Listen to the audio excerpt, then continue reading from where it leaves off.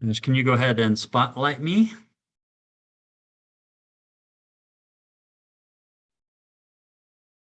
Hey, welcome everybody to this webinar. This should be a really fun webinar. We are talking about sight reading today and how to improve sight reading with your students.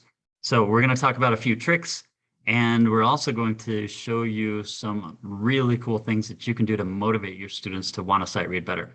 Let me first start by sharing my screen and telling you a little story about myself. So share my screen and see if I can find the presentation. And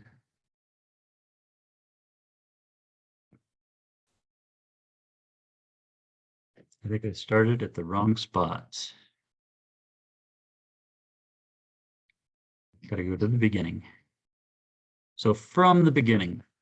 So the title of this presentation is 3 Essential Ingredients, sight reading masterpiece. So when I was a young student, I had zero desire to read. Do you know what I wanted to do? I just liked the attention. I learned a really cool song. I started when I was 10 years old, and I learned Fur Elise, and I played it in front of an audience, and people were so impressed. They came up and patted me on the back and said, "Young man, that was amazing." And I thought it was. I should learn another song. And I really liked the feeling and the attention that it gave me. And so guess what? I learned another song. The next song I learned was Flight of the Bumblebee. No, it was a Chopin piece called the Revolutionary Etude. So why would you skip from Fur Elise to the Revolutionary Etude? I have no idea. I guess I heard it on a recording and I thought, that sounds cool. I want to do that. So then people said, "Look how fast your fingers are, so amazing." And I thought, this is great. And so this is where my motivation was to get attention, impress people. Nobody ever told me, "Hey, you picked up that sheet of music and just read it. That's so amazing." And so I never saw the relevance to sight reading. And so I never put any time into reading, and I didn't have a teacher who was guiding me along. So I just did whatever human nature did. It was just what I wanted. So when I got to where I was deciding what I wanted to do in college, I was going to be a doctor. I wanted to be a neurosurgeon, and something just compelled me to go into music, even though I wasn't prepared for it really. But I had won some state competitions in performing, and I applied for a scholarship at BYU.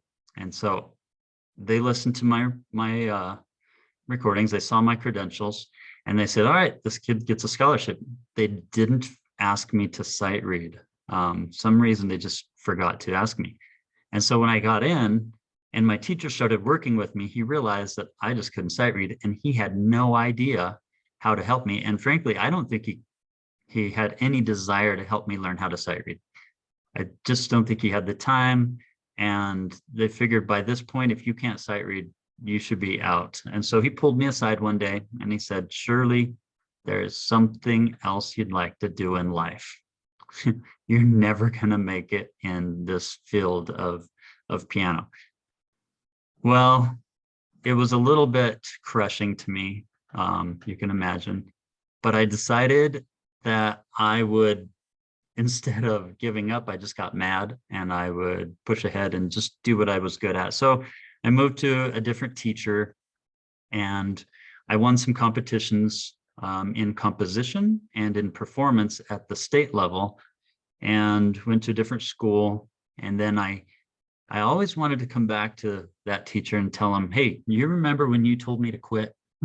And I didn't. But when I applied for a master's degree, I went out to the music school of Eastman in New York, got on a bus, rode all the way out there, and they said, "All right, sit down and sight read this." And I just thought, "Oh no, here it is." So I tried to sight read it. They're like, "Next." They had 2 positions open and 400 people trying to apply for it.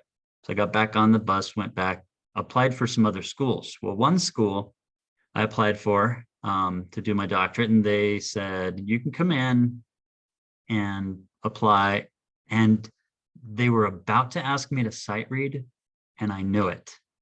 And so instead I said, hey, do you guys have a composition program? Because I'm really interested in a school with a good composition program. And totally derailed them. And they just went off, yeah, we got a great composition program. And they totally forgot to ask me to sight read. And I got into the school and got a big scholarship, and got a TA there. So it was then that I kind of admitted to my professor when it was too late. I was already admitted. I said, really struggling with sight reading. Please, can you help me? And I sat down with several teachers. One of the teachers said, I don't know what's wrong with you. Let's see. Can you play this chord without looking at it?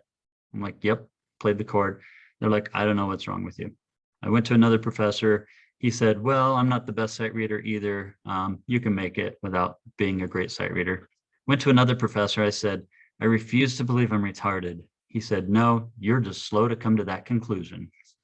So I walked away, and this was pretty traumatic for me.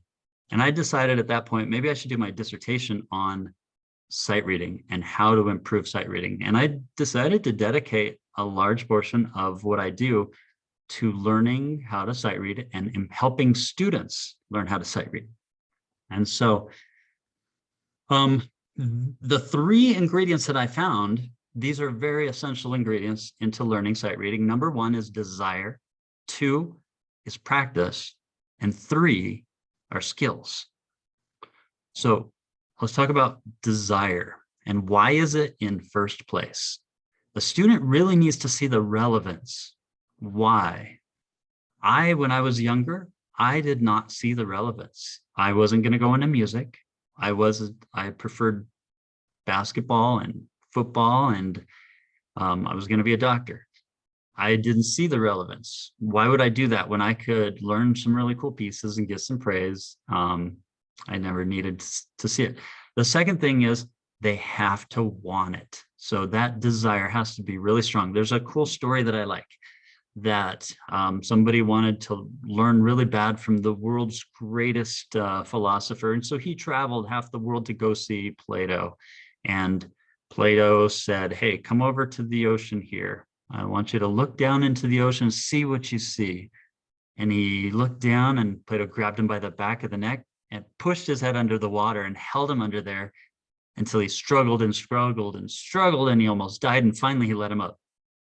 And he said, when you want to learn as badly as you wanted air, then come back to me. And he sent him on his way. So the idea is, when the student is ready, the teacher will appear. Now that's great and all, except we can't drown our students. Also, that's taking all of the responsibility off of the teacher and placing it solely on the shoulders of the student. Like, the student's responsibilities is to have the desire. It's almost like saying this teacher can't figure out how to help cultivate desire in students. And I feel like, as a teacher, one of our main jobs is to cultivate a desire for students to really want to learn. And so I've been spending a lot of time trying to distill in my students a desire to want to sight read. And in order to do that, you kind of have to know what motivates students. You have to know what drives them, what kind of passion they have. So the second thing that we'll look at is practice. You can talk about learning this and that. You can have a desire to learn it, but if you don't put in the work, you're just not going to get better. So we're going to talk about some practical things to help with desire. We'll go next one, which is the skills. And this is where you teach the tips, the tricks of the trade, and the secrets of sight reading. And there are dozens and dozens of these. We'll just cover a few of the really impactful ones today. Things that can help as you're teaching sight reading is to look ahead and relax. I notice when I read the best is when I'm actually relaxed enough that I'm not stuck like right where I'm reading, but I'm looking ahead, and I don't feel a panic attack. And so the further you can look ahead, the more relaxed you are, and the more relaxed you are, the better you read. I kind of use this as a juggling analogy with your vision as you're throwing up balls. If you've ever tried to juggle, which ball do you watch? Is it the one hitting your right hand, the left hand, the one in the air? So when I usually ask people that, they say the one in the air because you got to catch it. But if you've tried to juggle, you know that's not true. You can't watch any balls. You kind of change your vision and you see kind of a blur of everything. You don't focus on any ball, you see the big picture. And so it's very similar to how you read music. If you're staring at one individual note, like the ball, then you don't see everything else around you. And you kind of have to train your eye to see the bigger picture instead of staring at one note. Playing musically. This is huge. I've noticed, I've had the opportunity to watch some of the world's best sight readers, and always they play musically. They always play musically. And I do not understand like how you pick up a piece that you have never seen before and you can make it sound musical long before you even, work out the details in your hands.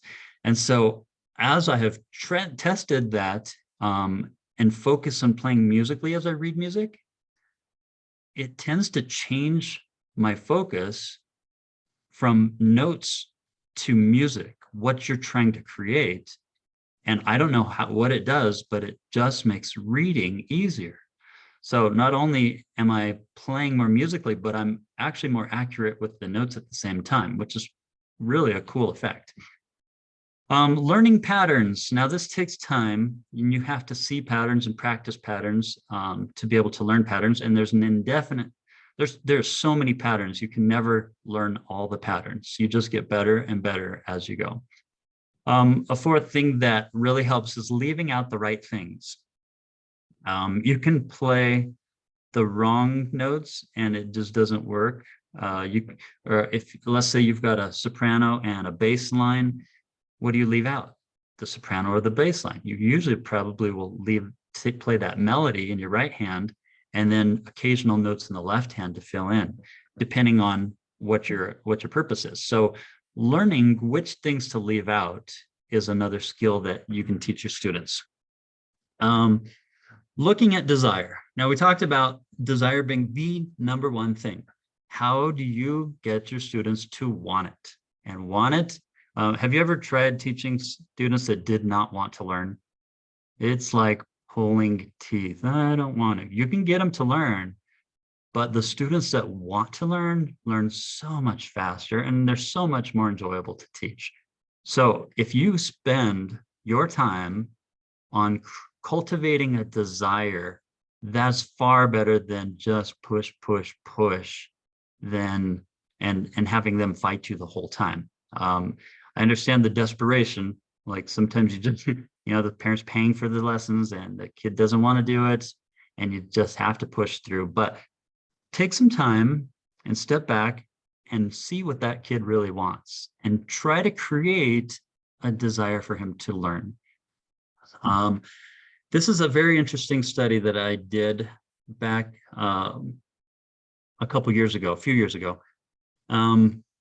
One thing that can cultivate desire is tracking progress. So the first thing you need to do is be able to, like in sight reading, is to be able to measure a student's ability to read. And you guys are probably very well aware of the standard assessment of sight reading, which gives you a piece, you play through the piece and it gives you a score. As you do really well, it gives you harder and harder and harder songs until it finds the point at which you can't read really well anymore.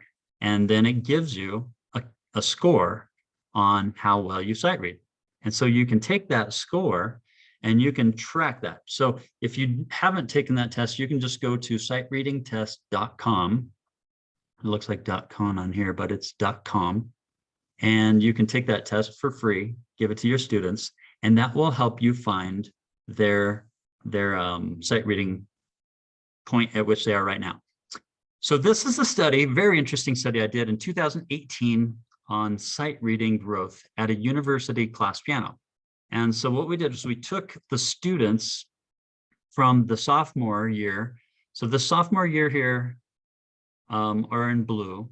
These are the older students. And then the new incoming ones are the red one. So these are the freshmen, the red. And their sight reading started at the very beginning of the year. The sophomore students were averaging a 347 in their sight reading, whereas the freshmen who were brand new were averaging 241 when they were reading about at a level 2. These are brand new students. Some of them never played piano before. Some of them had. Now, what is this? 2 months later, we measured their growth again, and this sophomore class shot up to 427. Almost 80 points, 80 points growth in there. And the freshmen shot up also to 309.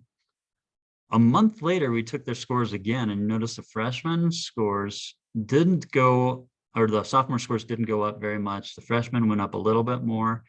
But what was interesting to me was by the end of this month, the first semester, the sophomores were actually, let me get this, the sophomores here, they were actually almost to where the freshmen were almost to where the sophomores left off. And I tried to ask myself why that happened. How can, in 3 months, the freshmen catch up to where the sophomores started? And I think it was their motivation.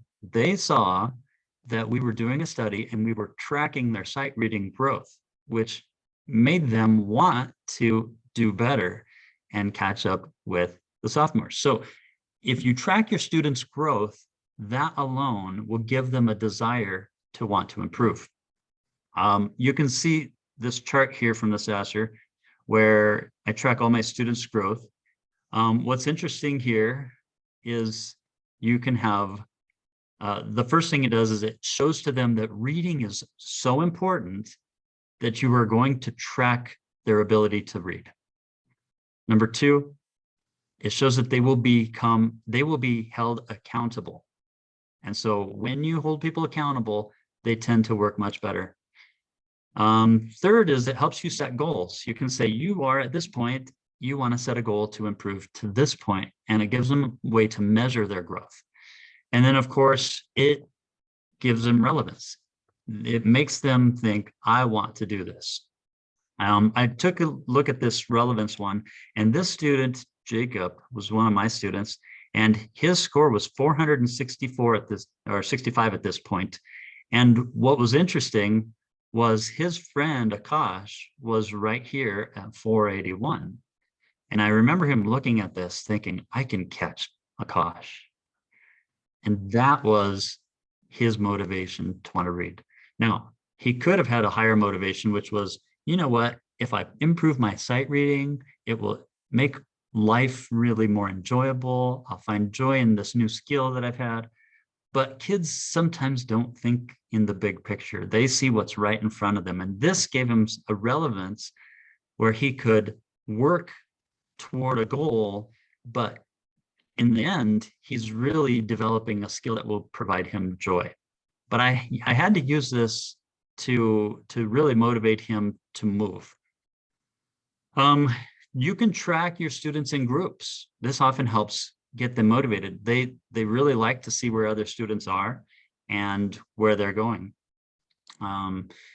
So I created this slide here a while ago, and this slide I kind of would like to revise, but this is what I did to do improving my sight readings for my students. The first one was post a Sasser report. So you print it out, put it on the wall, let them see that it's important enough to post. Second one is every month I'd give them this sight reading test. Actually, I'd do a sight reading lesson with them. And in the lesson, I would show them tips on how to improve their reading. Third is I set up a 30-day challenge where they would take a sight reading test every single day for 30 days in a row. And then I thought like playing through lots of content, lots of reading methods would help their sight reading. Let's talk about this posting the SASR report. This is the thing that I posted, and you can see we ran through all this already, but this is what it allowed them. It gave them relevance, and it showed Jacob that he's going to catch a Akash. So second, this monthly lesson, what I did, as I said, once a month, I'm going to sit down with my student. I'm going to watch them take the SASR, and then I will give them, when it is really relevant at that moment where they're trying to beat a score, I will teach them some of the secrets because they're really receptive at that time.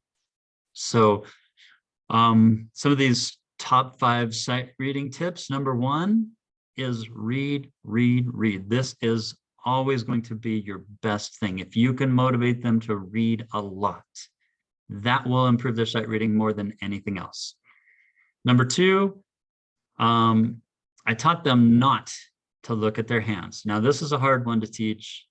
I've got some really cool things that I've done. You can cover their hands with a cloth, or you can use an Oculus to make it more game-like. I've done a lot of really cool things to teach that, but even playing in the dark, some of those things are really helpful. We can talk about those later. Another one is hearing it in your head. And so I'd ask a student, can you hear this song in your head? Can you sing it? Do you know what it is? Now, how many of you sitting here know what song that is without actually playing it on the piano? Can you do it in your head? Because if you can hear it in your head, it makes it much easier to play when you sit down and play it at the piano. Well, let's look at another example. This one's a little harder to hear in your head. Some people have the ability to look at that and just know how it sounds from the music. There's a couple of ways to do it. You could learn solfege and get that G, G, G, G, G, G, G, do, do, and just know your steps. Do, re, mi, so, fa, fa, la, so, and be able to do that. Da, da, da, da, da, da, da, da, da, da, da, da. Some people can pick up a whole score and be able to hear all the parts at the same time. Wherever you are, you can improve your ability to hear it in your head just by practicing it. Number 4, know your music theory. This is helpful stuff. If you know what key signature means, if you know what the dominant is, if you know where your sharps are and what that means, if you know what scales are, if you know where the dominant chords are, it really helps condense the score into chunks so that you don't have to read notes. You can read patterns. Like right here at the bottom, you look at this and you see a G major triad just up and down, and you don't have to read that. It's just, you see it, you've done it 100 times, and you plug that into your memory. It's like when you read English and you see a word you know, you don't have to spell it out, you don't have to sound it out. You have this vocabulary that you've built up. Whereas a lot of your students, they have not built this vocabulary up, and you can help them to build that up. And that will actually help with their reading, especially as you get further and further. The next one is looking ahead. How far can you look ahead? I noticed that sight readers look ahead and they look backwards. Their eyes scan everywhere, except it seems at their hands. It seems like the least thing they look at is their hands. They look mostly ahead, behind, where they're at. Their eyes are roaming constantly. And it's amazing to see, like, just whatever's happening inside their mind, their eyes are able to look ahead and look back. When you get into something like this, I look at this, and then at my reading ability, I'm actually reading like right where I'm playing, which means I can't read this fluently. Some people can look at this and they just see the patterns, and they can read much faster because not only have they seen the patterns, but their hands have practiced patterns like this before. Okay, so that being said, this 30-day challenge that I brought up to you before, it's interesting. You take this SASR test for 30 days in a row and your sight reading will improve. Why? This is Gabe Slade. we gave him the 30-day challenge, and he went through, and you can see he did really well, got better, worse, better, worse. And then he had a high point over here and just kind of tapered off over here. But his improvement over the 30 days was pretty drastic. I think the main reason why it was drastic was because he read through 450 pieces. Just the quantity of reading. When you read a lot, you're going to improve your reading. So this is why I started this thing, and I want to invite as many of you as would like to join us in the readathon, 100 Christmas songs or bust before Christmas. How do you get your students to do 100 Christmas songs or bust? I have sent you guys in your email a link to the handout. And I want to share with you what that handout is and see if you guys would like to participate in this 100 songs or bust. I'm going to hide this thing so I can pull up the email. Where's the email I sent you guys? All right, so we had this inbox. I think it was webinar starts in an hour. Nope, starting in 5 minutes. So to find this handout, you just go over here and go to the participants handout. I'll email this again to you later, just so you have it. But in this handout, it'll have a lot of links to some really cool things for you. So keeping your students motivated through Christmas. This is a very time-sensitive thing. And so I would really push this right now through Christmas. And I drop a lot of my other things that I'm doing. I don't do Sasser. I don't do a lot of different things that I'd normally do because I really want to focus on sight reading at this time and getting my students through one event. Now, the reason why I find that focusing on one event helps is when students feel like they've got too many assignments, they tend to not do anything. But if they have one super strong focus, they tend to really dig in and accomplish a lot.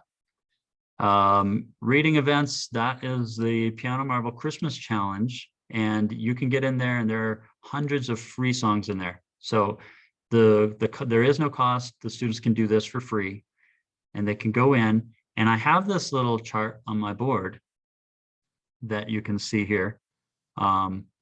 This is a student putting in her pin, and I'll show you this chart a little bit closer up in a minute. I've got a list of some Christmas solos and duets that you might want to look through. I have a songwriting worksheet where the students can go in and write Christmas songs, and they can put them into the Christmas challenge. If you're interested in getting your songs, some of that. We're not going to go through that, but this is a resource for you. You can also share this with other teachers and help them get involved. Let me go ahead and, let me show you this link to this tracking thing. So if you want to create something like this in your studio, I actually have created this for you, so you don't have to recreate the wheel. Your leaderboards, I've created here. You've got a single page leaderboard, 3-page leaderboard with 100 students, or a 3-page condensed leaderboard. You can check those out. And then I created like the cork board. You can go get a cork board. Here's a link to one. Those are super handy. It's just an Amazon link. If that goes away. Oh, and then the large map push pins. Like if you want to get some pins for your studio, you can just copy them right here. Here's the Christmas clip art. If you want to print out some clip art and cut these things out and put them on your board like I did, I've included all these for you if you want to do anything artsy or whatever. And I'll show you what mine looks like. So Jacob, are you available to use your phone and walk around and show Josh? Maybe you can highlight that.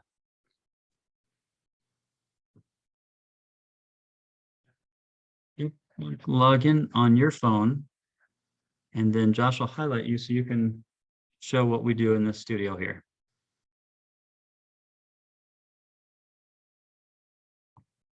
Where's my leaderboard?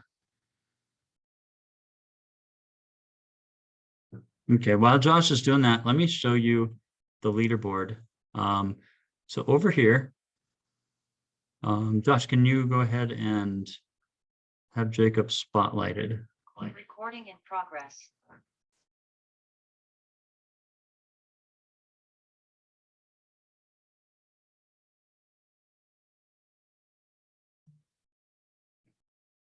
Are you spotlighted yet?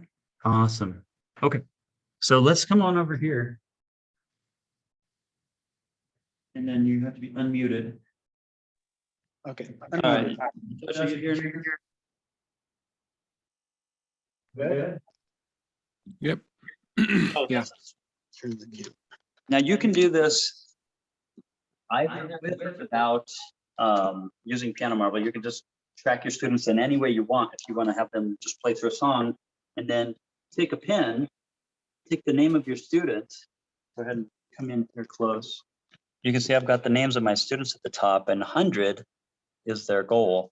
And then down here, they would start at 1. You just put their pin in the cork board, or if you get a magnetic one, I have a link to magnetic things. You could do it as well. And then you would just move them up as they go. And so as soon as they get up to like 30, you can see where other students are and who's already made it to the 100 mark. This is super helpful. I really like that. Next thing I want to do is just show you in here. Jacob is working on some of this here. And Josh, maybe you can enable him to share his screen. I should.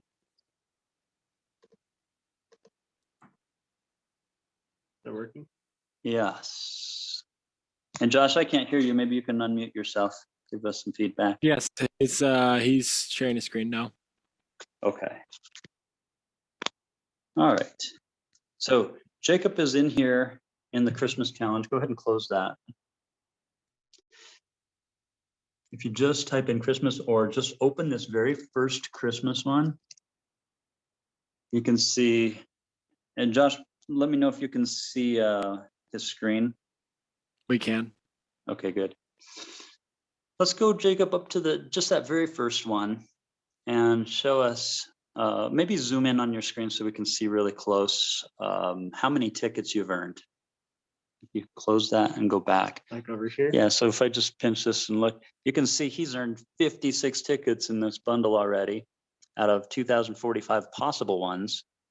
And if he just opens that, you can see he's finished his first one, all 3 of these, and every time he's got this golden ticket here. And in level 1, you can see he's done some songs and he has other tickets he can get. I want to take him to like a level, let's take him to a level 2. Hasn't done any of these yet. Let's try this one. Go ahead and play through this. Did you share your sound? Share your sound so people can hear that. So you probably have to mute yours, right? Yes. Well, actually, no, your computer sound. There should be a sound share. I think he's gonna have to stop sharing and then reshare and choose. All right, well, then let me just unplug it and you guys can hear it through the piano.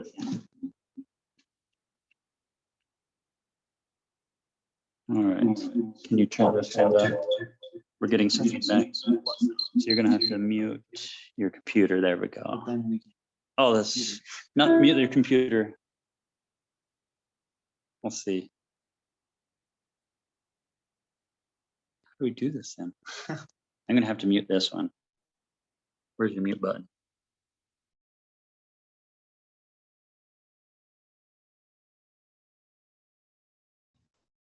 Are you able to hear me through this one now? No, you'll want to turn that audio down. Yes. Excellent. Okay.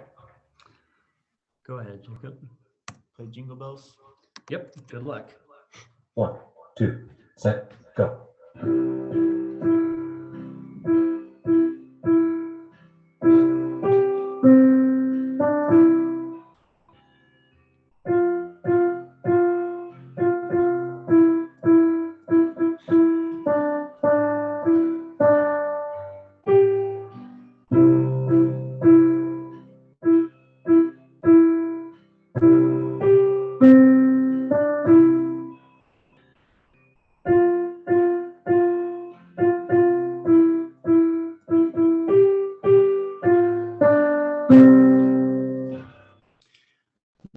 this, he gets 100%. And he has now 57 tickets. Now, if you click on this show rank, it will open a leaderboard. And in the leaderboard, this is where it really is motivational for the student. You can see Jacob is in 274th place. He's in the 50 club. He has his flag. He's from the United States. Now, if he's curious, he can see who's just beating him. It looks like Ryan M. And where is this person from? Stefan W. If you hover your mouse over the flag, you can see he's from Sweden, which was cool. He can beat the Swede by doing one more song and he'd get up to 48. Scroll up to the If I were top. to get one more song, I'd be 268th. Yeah, so you jump up ahead of a bunch of people. So go up higher. In fact, go to the top of the leaderboard and let's just see who's on top. So this is interesting to me. It's been going on now for 2 weeks, and Kirk O has already 1,216 songs. Some of these people, I guess they don't have school or something. They don't have to work. That's a lot of reading. But imagine how well you'd read when you get up to that level. Italian Luciano, he just got past it, looks like Kirk by today. So those two are duking it out. And then Mary C, she's already over 1,000. What's really cool is in your class rank, you can see in your class who has more than another. So I want you, Jacob, to show them how you put you into a studio. So I want you to join my class. Okay. So if you have a student who's created a Piano Marble account and they don't know how to join you as you just click on this welcome and then my teacher. And on the teacher, you just assign your teacher by email. So just click on the little edit. If you're the teacher, you just put in your own email address.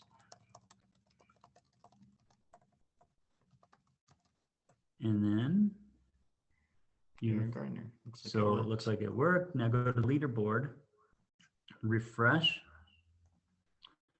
and see if you're in your class. You see you're in my class with a bunch of other students. Okay, now go. That's a lot Click of on my students. class. That's not mine. Oh, okay. There we go. So now you can see you are in the 50 club right above Miley and above Kel and Heidi. Altogether, we have 980 in our group. So now you can go to the group rank and see where our studio is at 980, and we're right behind Mary C's studio. We can probably catch her today. I think we might. And then Cindy W, we could probably catch her today. We could probably catch Josh. Who's on the top of the leaderboard? It looks like a Romanian studio with almost 5,000. I don't think we're going to be catching him today, or Lori Duns, or John K. But Probably not Linda either, Mary. we could work on Linda B. But what this does is it allows your studio to work as a group. And you can throw a pizza party, which I've told my students, if we get up to 2,000, we're going to throw a pizza party. In fact, if you go back to the class rank, I started a brand new student yesterday. He's never had lessons before. Actually, 2 students. Scroll down. Let's take a look. Let's see, Luke D. He's a 6-year-old, and it looks like he did get one done. And his brother, if you go, Kel K has, nope, that's not right. His brother, there he is, 32. So his brother did 32 Christmas songs yesterday, and he is 10 years old.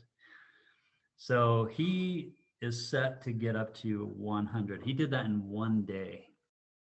Why did he do it?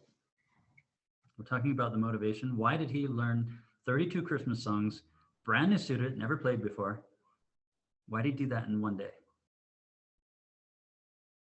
He wanted it. He saw a vision. He said, okay, I want to try to get into the 100 club, and I can see that people are paying attention to me. And so another way that I do this is I take a picture of this on my phone, and I text it to his mom, and I say, "Good job, Kel. I can't believe you're getting close to Miley." And then the mom goes to the son and says, "Look at this email, or look at this text." And she says, "You're getting close to Miley." And he thinks, everybody's paying attention to me, and I'm getting some attention, and I'm going to pass Miley. And so we use it as motivation to help his sight reading. By the time he finishes his 100 songs, his sight reading is going to improve. And I've been able to cultivate in him a motivation to practice. And I think motivation is one of the hardest things to help teach a student. It's easy to teach students who are self-motivated. The ones who are not self-motivated, that takes a special kind of motivator to get them to work. So let's go ahead. I'll go back to my computer. Jacob, you can close this.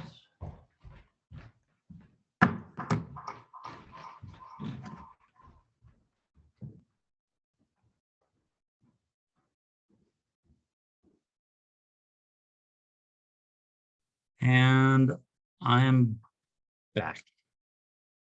All right, can everybody hear me? Give me a thumbs up since everybody's muted. Josh, you have me highlighted. I do. Can you go back to unhighlight me, and let's just go back to speaker view or gallery view? I'd like to get some input from teachers now.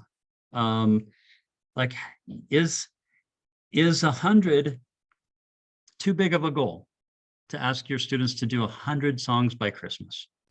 Cheryl Norman, what do you think? You're muted. You'll have to unmute yourself, Cheryl.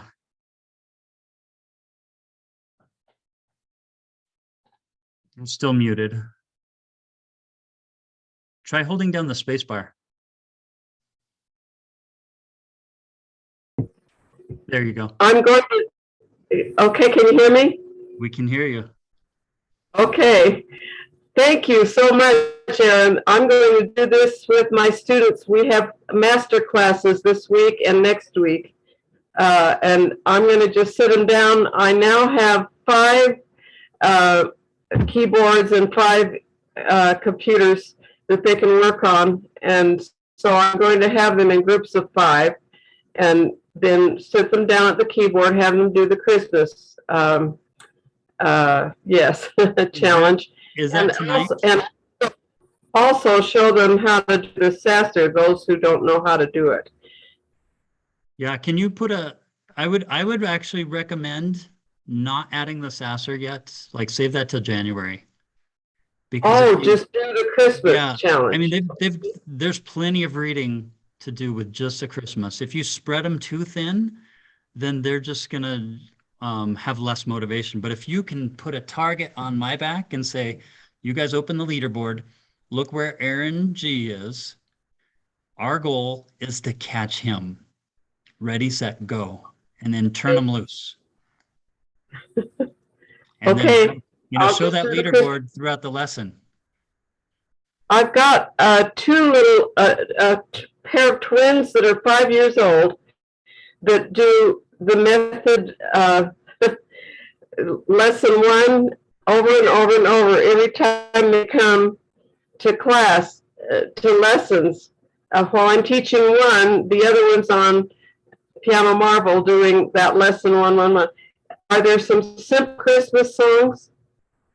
Yes. If you go into that Christmas folder that I showed you, it starts off with songs so simple that your pet fish can play them. They're so easy.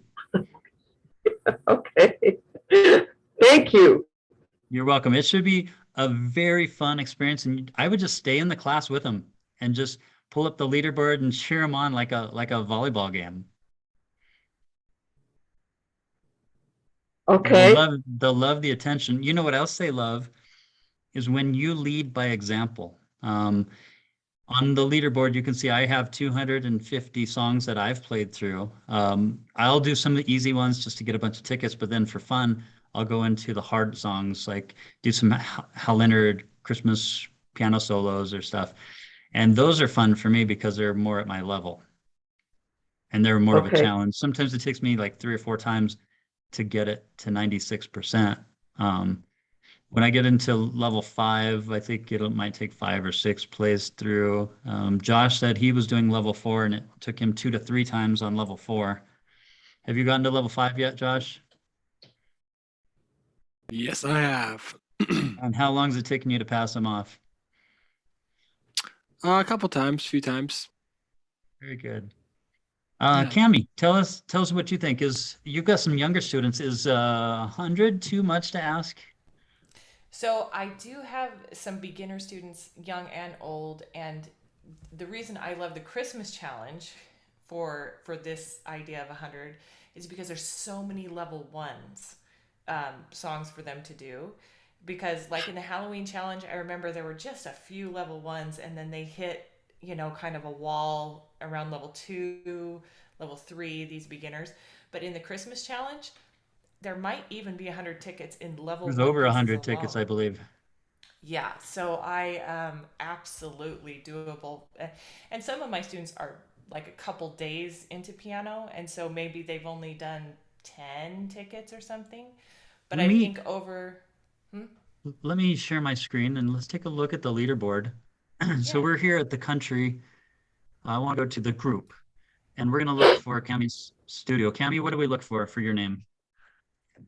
Is it Cami D? Okay, so you are at 624 right now.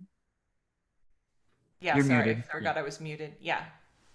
So 624, you're getting you're getting up there, but when you put your students through that, is it unfeasible for them to catch me? Oh, no, we do have a target on your back, Awesome. actually. I love it. Um, But something I was thinking of doing, because we're all online, is I was thinking it might be fun to set a time and day to say, hey, everybody is a studio for half hour, 1 hour. We're going to see what we can do and knock it out. We might try something like that. Use the leaderboard and show them how they're rising. Like you guys were in 18th place, now you're in 15th, now you're in 14th, you're catching them. Hmm. And then have a party when you get to when you hit something, and just create a, a feeling of excitement. Generate so much excitement about reading that that feeling that they have will stick with them if you can get excitement to just go through them, and they will think of reading as enjoyable and exciting, and you Well, want to attach that excitement feeling to this idea of reading. and when I have lessons with them, one of the first things I do, first we'll see how many minutes they practice, but usually the second thing we do is check how they're doing on the challenge. So it's like one of those things that they know I'm going to be asking them about and celebrating with them what they've done. And so they kind of look forward to that accountability too. Yeah, it's super exciting. I'll tell you a story real quick. I did this for the first time with my daughter last year. I said, if you can make it to 100, I will give you $100. And my wife's like, you can't give her $100. I'm like, look, people spend a lot of money on lessons. I know if she reads 100 songs, it's well worth it. So she did it. She made it to 100 songs, and she told me, Dad, I feel like I'm a better reader. Like I feel confident. And I'm like, yes, that was so worth it for me to do that. Now you can motivate them with whatever else, but that, like, ever since then, her confidence went through the roof, and she said, I can read. Yeah, well, and one thing also with these challenges that I love for my students is that sometimes they get to a level in like the trophy cases or their method books, and it's getting hard. Like it's getting more challenging. And I always tell them you can even take a break from that and go full in on a challenge, and you're going to improve your ability to do to break through the wall that you have in the method books. When they And go back to so, the lessons, you know what happens? Suddenly they're like, I don't know why that was so hard for me. right. And so it kind of gives them permission to step away from something that was really hard and be engaged in a community like event, and Yeah. they get excited about it, and then they can go back kind of refreshed with a higher level too. Yeah. So do we have any other teachers who has some questions on like maybe you've never seen this before, you've never done it with your students before, and you're like, what is Piano Marvel? Or how do I create an account? Or how much does it cost? Or can I do this for free?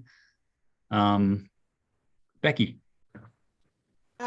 Yeah, okay. So I'm just looking at leaderboards and things like that. I'm just trying to figure out where do I go from the home screen to be able to view, like, what can I view, and how can my students look for the leaderboards and things. Okay, that's a really good question. Can you show your screen up here a Yeah, little bit? I'm looking at it on my iPad. Yeah, okay. So there's two ways to open the leaderboard. Number one is you can win a song and that little leaderboard comes up like a congratulations. I showed you that with Jacob earlier. He passed the song off, got 100%, and it said you now have 56 songs, show the ranking. And he clicks on that ranking button and it shows the leaderboard. Okay. If you want to get to the leaderboard from here, click on the reports. Oops. This will be a little bit tricky so we can all see what you're doing. Okay, reports. Okay, so you clicked up there. Show us where you clicked for reports for Right up people. here. Yeah. And then on the left side, do you see that drop down that says 7-day drop down? There's a bunch of reports inside of there, and one of them should be Christmas. Okay. Do you see Yeah, Christmas? my kids are all on free accounts too, and they've Which just is started fine. doing it. Yeah, there's so many free ones in there that they can do it with the free accounts. And that's how you get to the leaderboard. And then you can see your class rank and where everybody is. And then I would show this to them every day, multiple times. Hey, you're like every 10 minutes. I'm going to refresh the leaderboard and see where you guys are now. Okay, no, I think that's super helpful. Thank you. Yeah, Yeah. that'll be great. And I think, Thank Cami, you did that for the first time recently and found it very effective. I'm sorry, did what? You started using these challenges recently and found them Oh, to be yes. very effective. Yeah, I was distracted because I was going to tell Becky her sight reading score is incredible. What is Becky's sight reading score? I didn't see it. I just did it. I got my highest score last night when I was doing it. It said 1141, so almost up there to master student. I'm super. I'm sad. Mine is 978. I'm I'm going trying to to catch. I'm catching Annalisa Eccles. She's at like 14 something. So No, Annalise Eccles is not at 14. She's at 1800. okay, yeah, she's higher than she was. You are not going to catch Annalise Eccles, even if you spent the rest of your life chasing her. Some people are just born readers. Yeah. I have no illusion of me. You know, I watched the students who like some of the best sight readers in the world duking it out, these doctoral professors. And then I watched this kid, sophomore in high school, come in and destroyed them. Sophomore in high school. It's the goofiest looking kid. And he just started reading. And I'm like, how is this kid doing this? You're born with that gift. I have no other explanation for that. Well, and I wanted to interject that, like, the students, like sight reading, I encourage, it's like a priority in our studio. It's a big deal. But something I learned from you, Erin, which was really helpful, is that everybody has something they've either put more time toward or have a skill set or inclination toward really excelling in. Like for me, technique has always been just so challenging for me. And but when you were talking to me and told me, you know, my sight reading score compared to whoever is actually, you know, pretty good, I was like, oh, I have a strength. Oh my goodness, that's so awesome. So it's nice with your students to recognize their strengths, whether it be performing, technique, sight reading, Absolutely. whatever it is. Yep. And it builds confidence. Confidence goes a long way towards learning. You have to be careful with competition. I think Vladimir Horowitz, one of the world's greatest performers ever, said competitions are for horses. And horses meaning that can be destructive. And you guys, if you put your students in competitions before, you know how destructive it can be. Parents can start getting out of control, like my kid beat your kid. And it's not about the competition, really. It's more about improving your own abilities will give you joy in life. It really does. And finding newfound just improvement. So I'm not competing with Annalise Eccles. I know, but I am improving my skills, and I can compete with Josh Mills, or I can try to at least. He can be that person that drives me, like somebody close to me that I keep pushing, or he pushes me or something. So you use comparison, but you have to be careful with it so that it's not damaging. So thank you. That was a great question. Who else has some questions? Eggert, do you have any questions?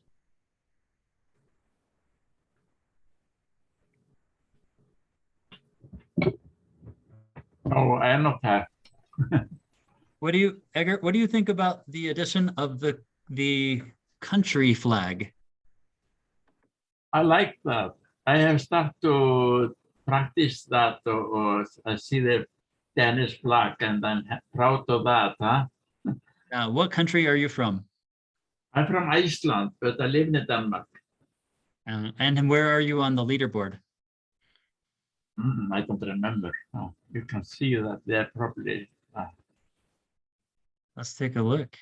I start 1 week, but then I see a content. So if I come over here to the individual rank, I can look for you. Is it EGG? Ja, EGG, ja. One more time. E som Erik, GG, ERT.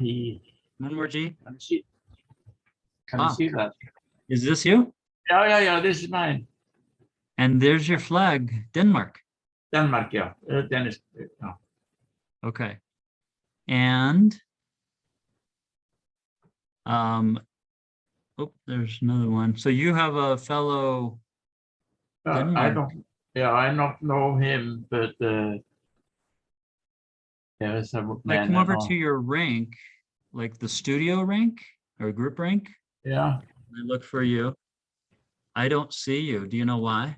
Why? Because you're not assigned a teacher as the teacher. No, I'm not teacher. So if you want to put yourself as your teacher, you'll actually show up here. Yeah, yes. And in the group rank. Okay. Maybe one day. Okay. Anton, do you have any questions? Or Elizabeth?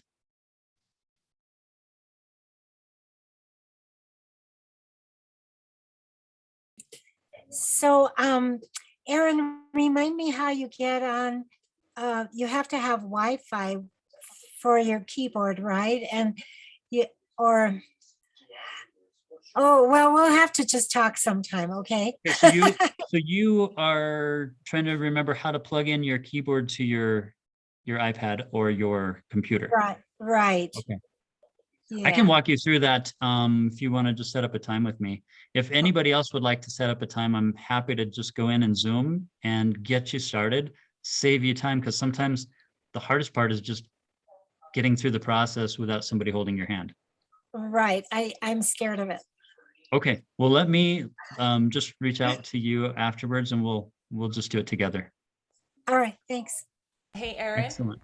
Yes.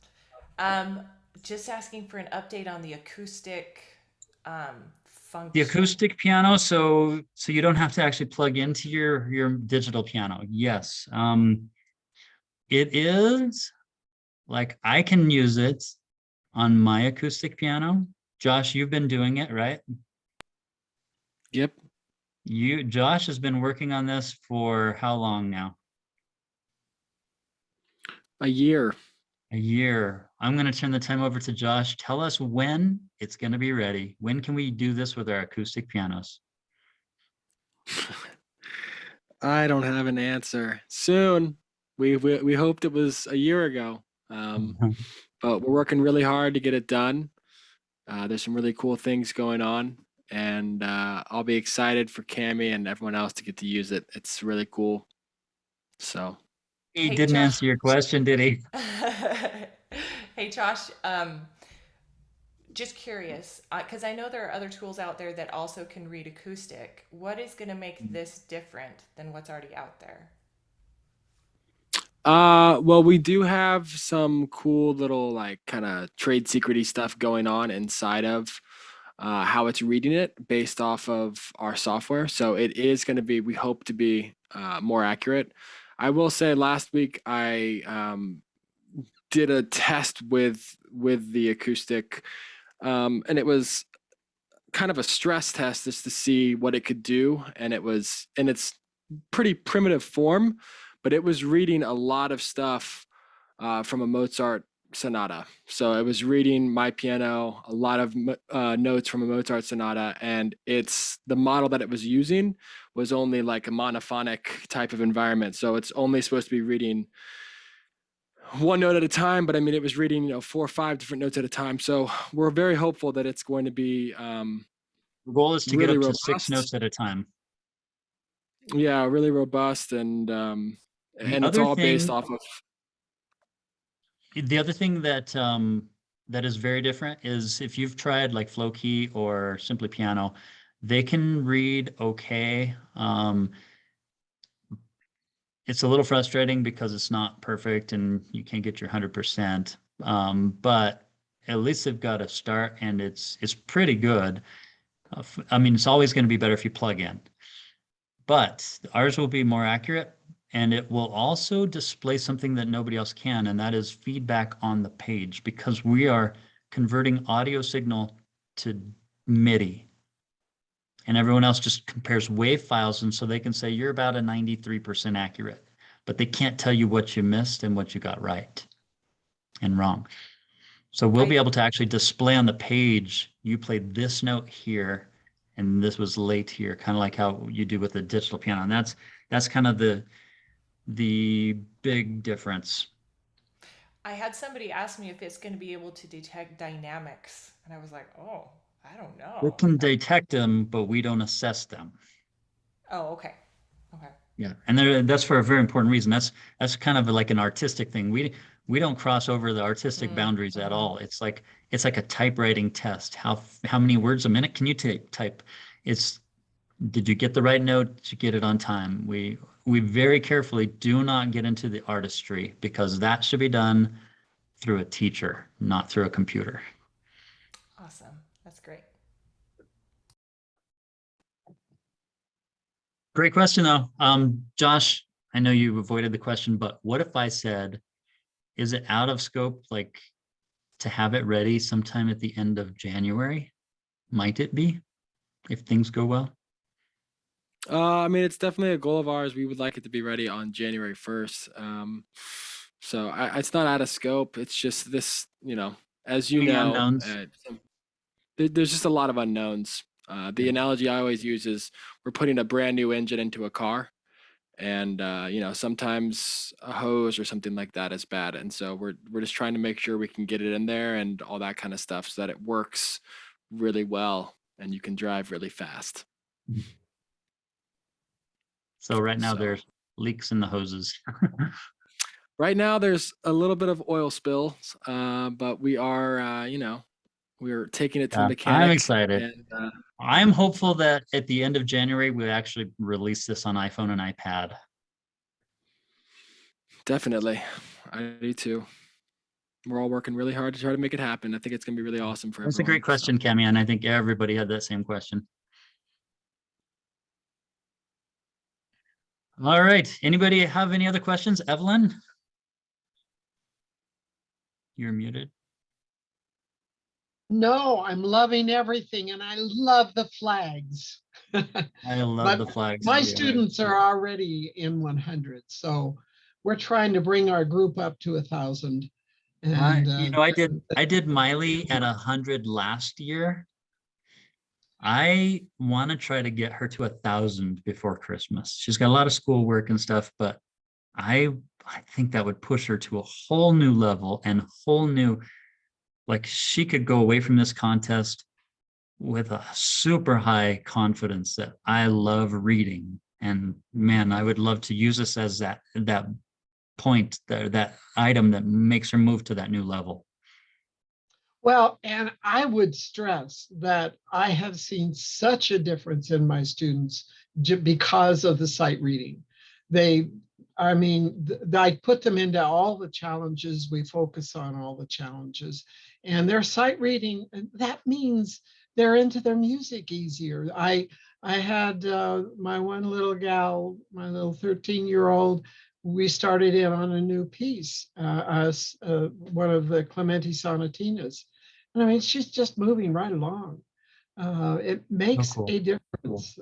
Have you ever seen somebody on YouTube get in there and say, hey, I'll teach you how to play the piano.